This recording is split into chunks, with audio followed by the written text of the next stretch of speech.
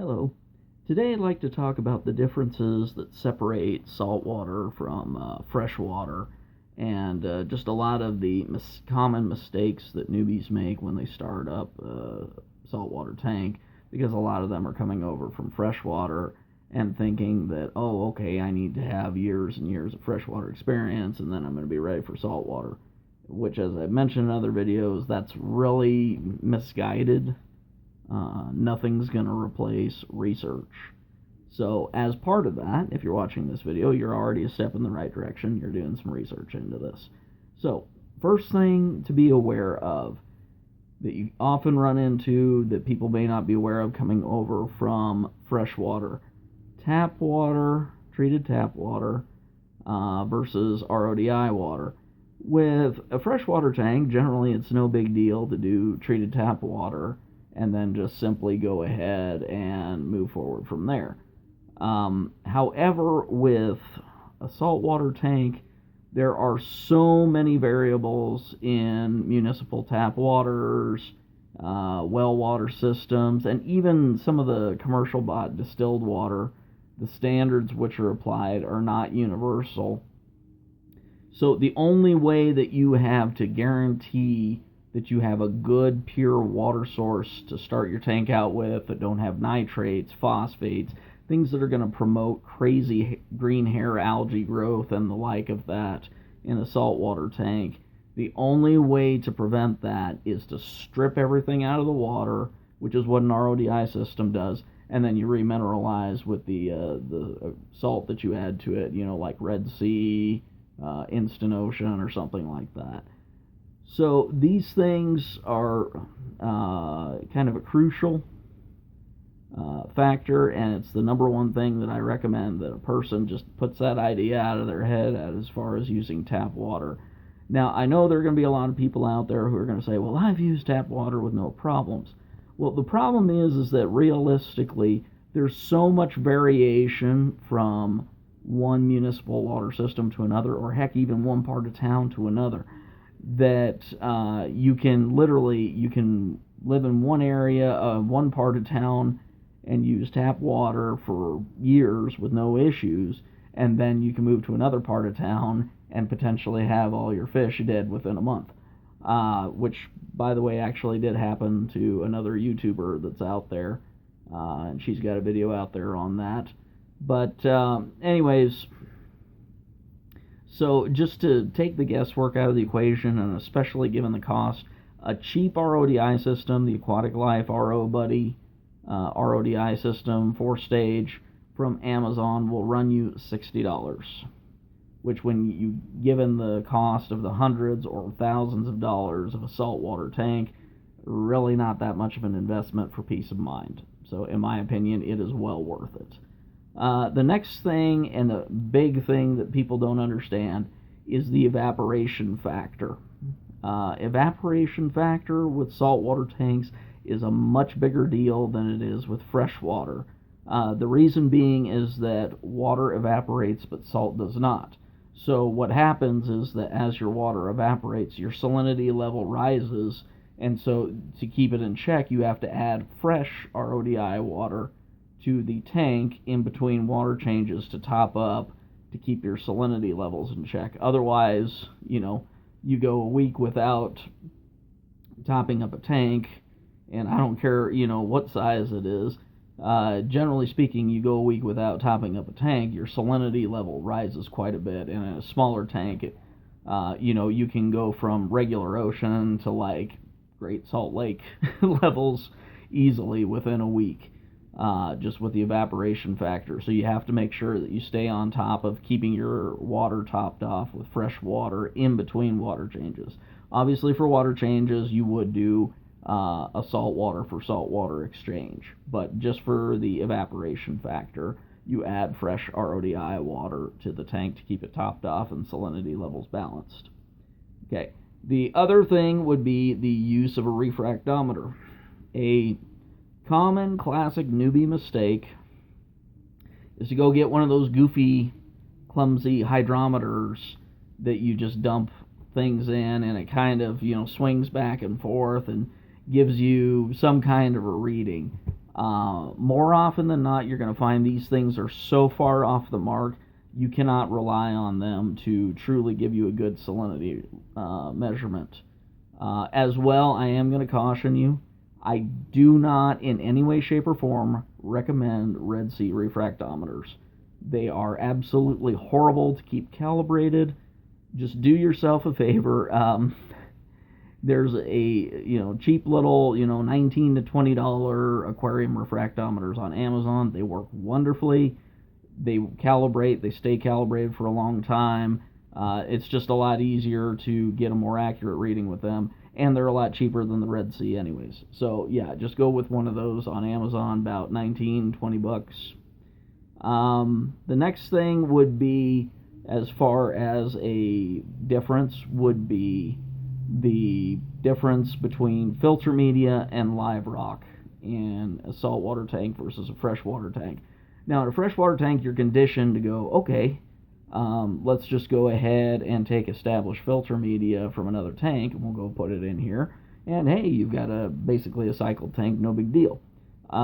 Filter media doesn't work that way in a saltwater tank. Okay, your biofilter is in fact in your live rock in a saltwater tank. So I can't tell you how many times where I've seen people try and take established filter media from, whether it be a saltwater tank or even worse from a freshwater tank, and then stick it in a tank with just salt water and sand and say, hey, I'm cycling my tank. And no, you're not doing anything. As a matter of fact, you're actually impeding the process because you're just killing off a bunch of freshwater bacteria because they're not designed to live in salt water. So once again, don't just...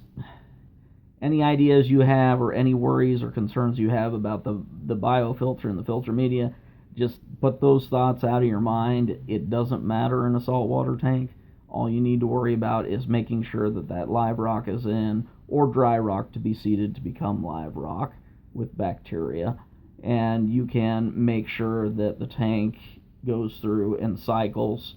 And the great part about it is that, if you use filter media bags or whatever in a saltwater tank, you just discard them. It doesn't make any difference because your live rock is going to hold your cycle for you. Water test kits. This one is a little bit debatable by some people, but just from my own personal experience after comparing them side by side, if you've seen my other videos, I have nothing but utter contempt for API test kits when it comes to marine tanks, and I'm not even that keen on them for freshwater tanks either.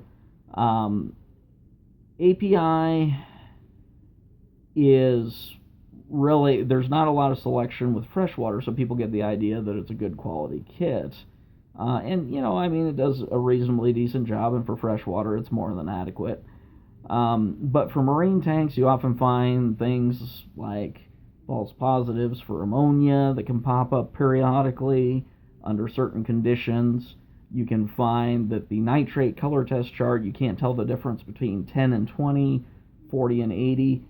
And especially if you're going for like corals and things like that, the difference between 10 and 20 is the difference between a tank that's totally good and a tank that's generally about ready for a water change. So you really don't want a test kit that's going to be subjected to that issue. So for my recommendation, realistically, other than API or test strips, any of the marine test kits are a good bet. Red Sea is great, Sallyfort's great, Hanna digital checkers are wonderful, as are the NYOS.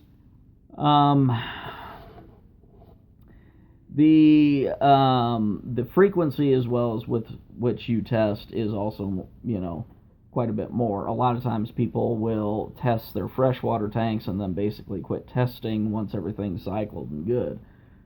With a saltwater tank, I suppose if you're really religious with your water changes, you can, and just doing fish only, you might be able to get away with that, but I don't recommend it. But realistically, at least, nitrates, alkalinity, and some of those other things, especially if you've got corals, you really need to be testing those even after it's cycled, at least weekly. So, anyways, that's just kind of another thing as far as the frequency. The next one would be the difference between, in a freshwater tank, you get an air bubbler if you're trying to create some more oxygenation for your water or whatever it might be. With a saltwater tank, and this doesn't matter if you're fish only with live rock, if you're corals, you need to have a power head or wave maker or gyre in there, any one of those three. Because the problem is that stagnant water in a saltwater tank is the kiss of death. You get this lovely red slime algae called cyanobacteria, and it's not even algae, it's just bacteria buildup, and it just comes in and it coats your rock. It looks horrible. It can starve your water of oxygen. Just nasty, nasty stuff. So, anyways, as I said, the live rock, the established bacteria, it needs to have that high flow rate, which kind of leads into the next thing, which is that the turnover rate for a saltwater tank, ideally, especially if you're talking about a reef, you're looking at about somewhere in the 20 times per hour, the capacity of your tank, 20 times. Just to be able to do well in terms of keeping the flow going really good, not letting things get stagnant in there, and just making sure the tank's healthy. So, anyways, once again, you don't want a bubbler going to the surface. The only time you'll ever see a bubbler in a marine tank is sometimes they'll be used in a quarantine tank, which is okay. There's nothing wrong with that. But for a regular tank, display tank with live rock and sand and everything, you don't want to have that. Lighting for corals. I can't tell you how many times I've seen poor people come in there and they're just sitting there looking at this going, hey, look, I want to grow SPS corals, which are considered, to be the most demanding in general. And I want to get all these corals, but I don't want to spend more than about $80 on a light. And I have, a 4-foot long tank. Well, good luck. Unless you're buying an incredible used setup that you found for just an absolute steal, you're never going to find that. The minimum I recommend is usually what they call those Chinese black boxes. They're about $109 per 24-inch cube for coverage if you're wanting to cover a wide variety of corals and really get some good coral growth going. So be prepared to, so that's like $218 minimum for a 4-foot long tank. So be prepared to open up your wallet if you want corals. Okay. Fish stocking. Fish in saltwater are much more space conscientious, shall we say. They need a lot more space. So if you have any notions about that, well, quite frankly, idiotic inches per gallon type rules, just throw them out the window, okay? They don't work very well for freshwater, and they really don't work for saltwater at all. So you're wanting to make sure that you get good space for these fish. It's not just about how big the fish gets, it's about the temperament of the fish, whether it's peaceful, semi-aggressive, aggressive, if it's an active fish or a semi-inactive fish. They tend to be very territorial. Even the more peaceful fish can get pretty territorial. So you want to make sure that you don't have cramped fish. So anyways, those are some of the biggest differences that I can think of in terms of things to be aware of that are differences between freshwater and saltwater tanks, and just kind of some bad habits that you need to kind of throw to the side and just kind of start over and relearn these things as far as researching and knowing what's appropriate for a saltwater tank. And that's all I've got, and thanks for watching.